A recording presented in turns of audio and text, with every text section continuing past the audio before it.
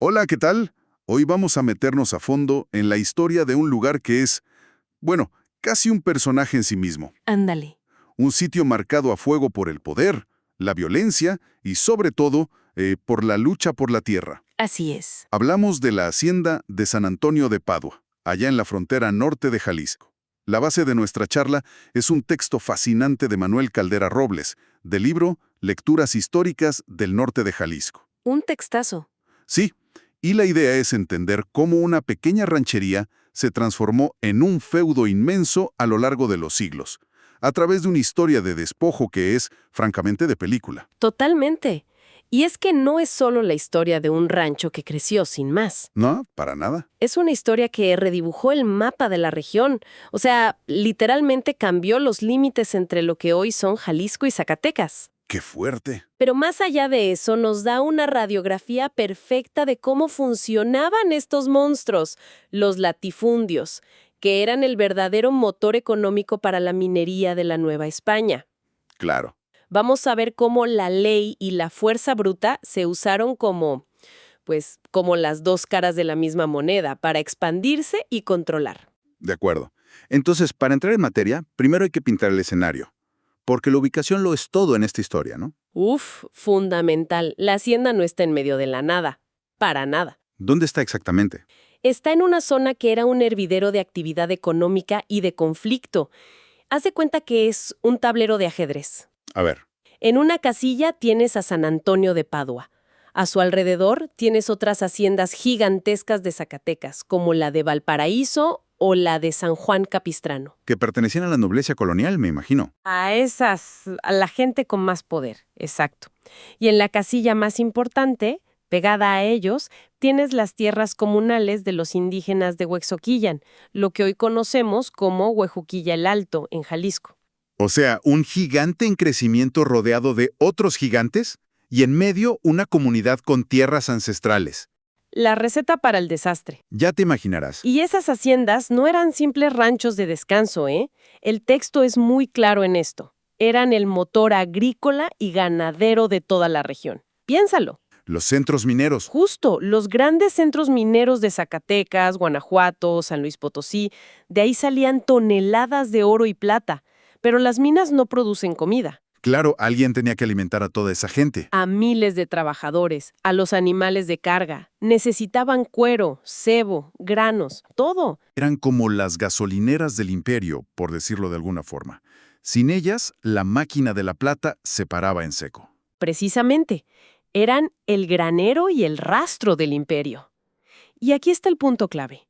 Para que ese modelo funcionara, las haciendas tenían que ser cada vez más grandes, más productivas. Necesitaban expandirse. Su expansión era vital para el proyecto colonial. La historia de San Antonio de Padua es el ejemplo perfecto de cómo esa expansión se logró a costa de alguien más. Y ese alguien más... Fueron las comunidades originarias. Exacto. El conflicto no es que fuera posible, es que era estructural, era inevitable. Y por lo que cuenta la fuente, ese conflicto fue particularmente salvaje. Me llama mucho la atención cómo describe a los habitantes de Huejuquilla. A ver, No los pinta solo como víctimas pasivas. Dice que eran orgullosos soldados de su majestad el rey de España. es que fíjate qué paradoja tan tremenda. Sí. Aquí es donde la situación se vuelve increíblemente compleja. No es una historia simple de buenos contra malos. Por un lado, esta gente de Huejuquilla tenía la encomienda de la corona de pelear. ¿Pelear contra quién? Hacia el poniente, contra los nayaritas, a quienes en los documentos de la época llamaban el lunar nefasto y vergonzoso de la cristiandad. Ándale. O sea, eran la primera línea de defensa del imperio en esa zona. Justo, esa era una de sus fronteras. ¿Y las otras dos? También peleaban contra otras tribus de la región que no estaban sometidas. Y aquí viene la ironía más cruel.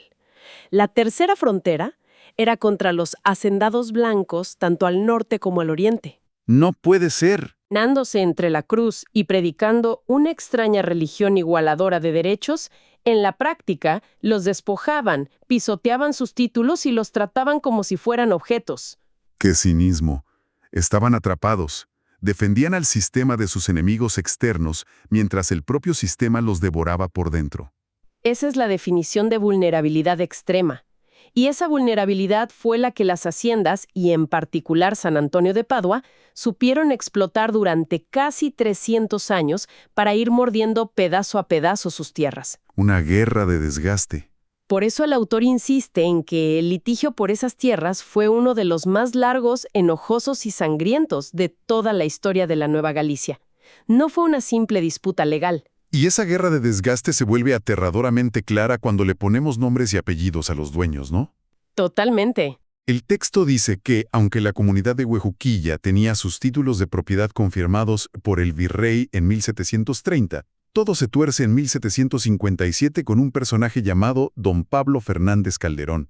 Aquí es donde el asunto se pone bueno. Aquí es donde se comete lo que la fuente llama el pecado original de la hacienda.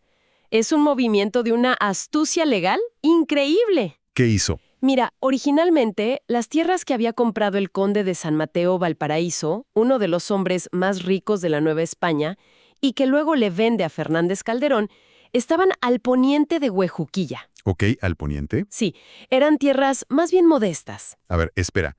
Entonces, con un simple cambio en un convento, básicamente movió la hacienda del lugar. ¿Así de fácil era manipular el sistema para robar las tierras más valiosas? Así de fácil si tenías el poder y los contactos.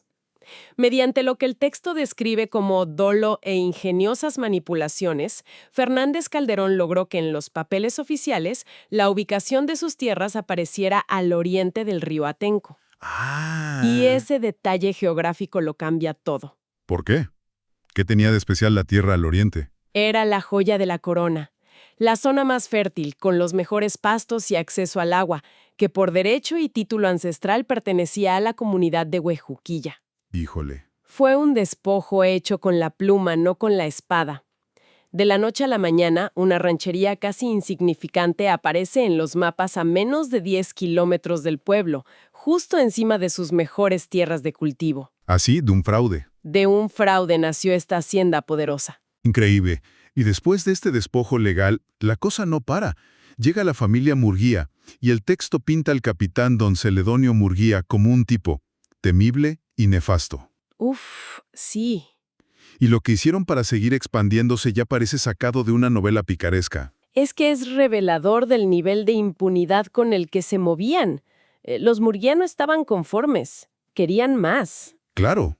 Necesitaban una nueva medición de las tierras para legalizar lo que ya habían invadido y, de paso, agarrar más. Y para hacer esa medición, convencieron a las autoridades de la Nueva Galicia de contratar un personaje que es de verdad inverosímil. Un estafador profesional llamado Antonio Rivas.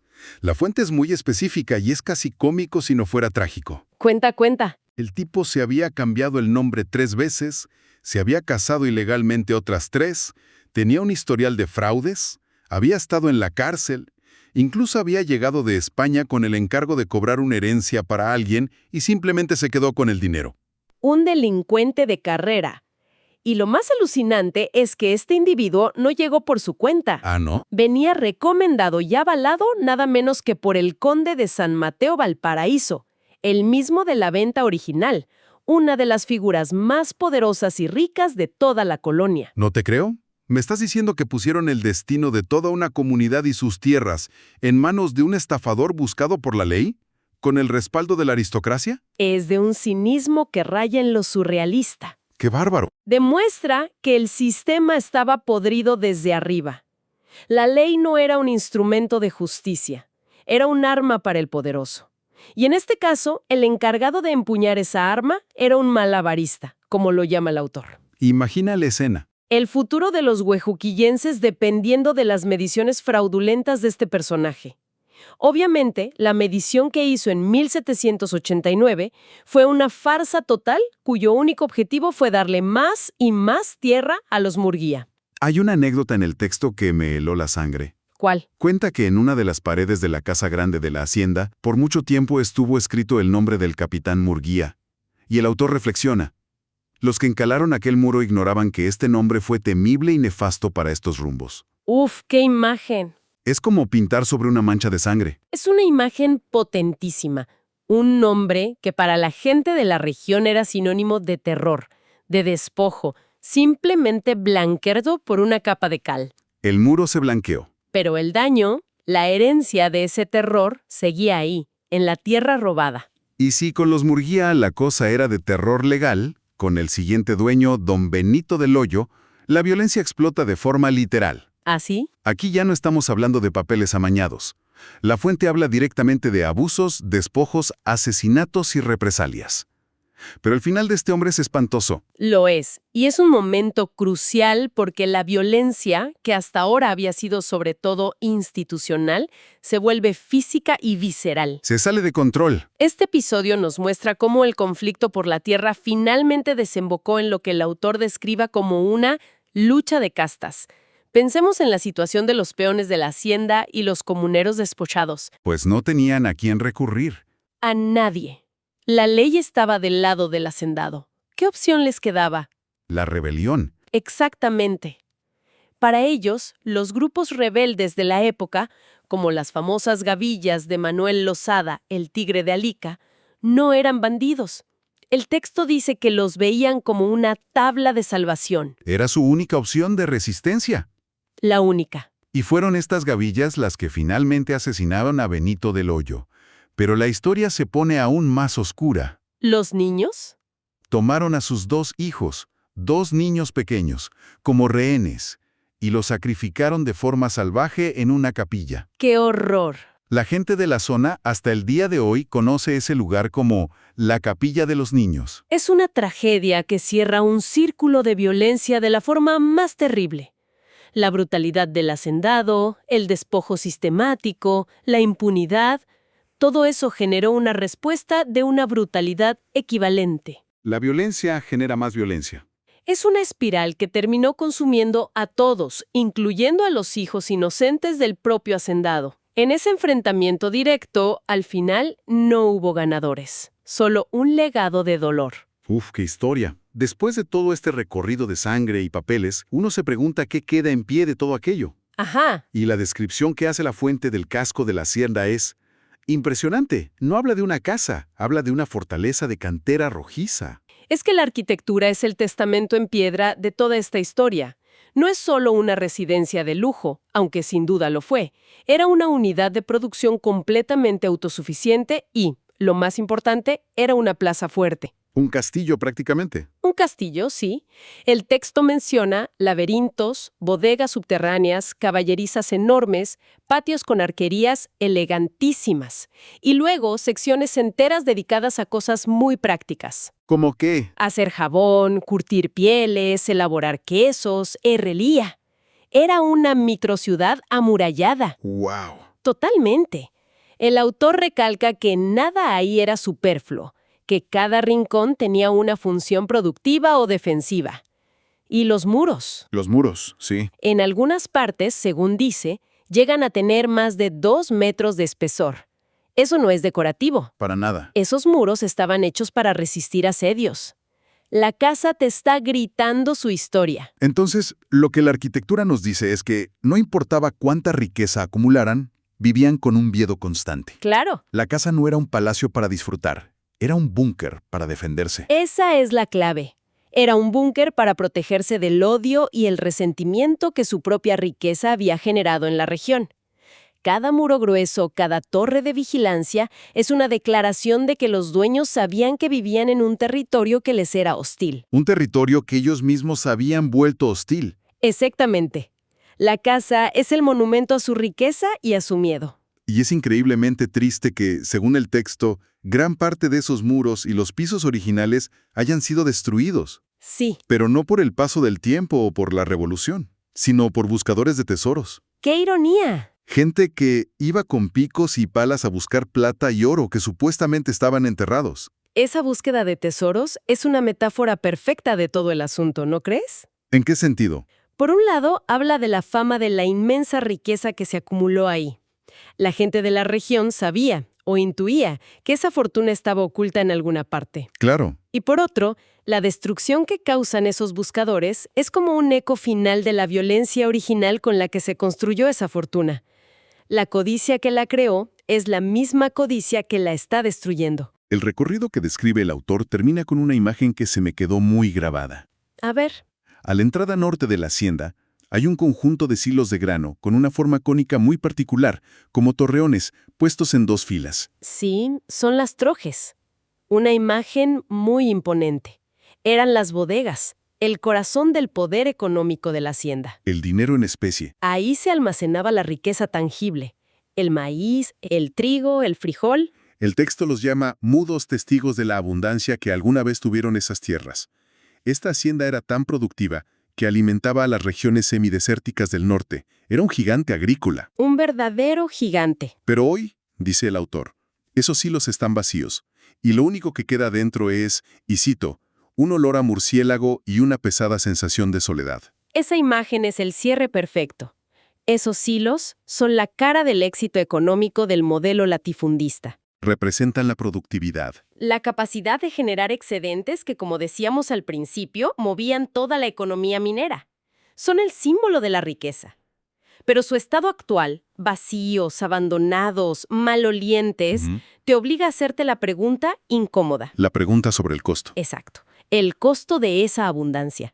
¿Quién pagó el precio de llenar esos silos durante siglos? La respuesta nos la da la misma fuente, de forma contundente. ¿Cuál es? El resultado final de casi 300 años de litigios, manipulaciones, fraudes y violencia fue la pérdida de 2/3 partes de las tierras que originalmente pertenecían a la comunidad de Huejuquilla y al pueblo vecino de Tenzompa. 2/3 partes. Es muchísimo. Esas tierras, su agua, su trabajo, llenaron esos hilos. El costo de la abundancia de la hacienda fue el empobrecimiento y el despojo de sus dueños originales. Así de claro. Entonces, si tratamos de juntar todas las piezas, lo que tenemos es la crónica de un despojo sistemático, casi quirúrgico a veces, brutal otras. Sí. Una historia que duró siglos, que cambió fronteras entre estados y que dejó un legado de poder y de violencia grabado en la cantera de una fortaleza. Y todo esto para alimentar el motor económico de la colonia. Exacto.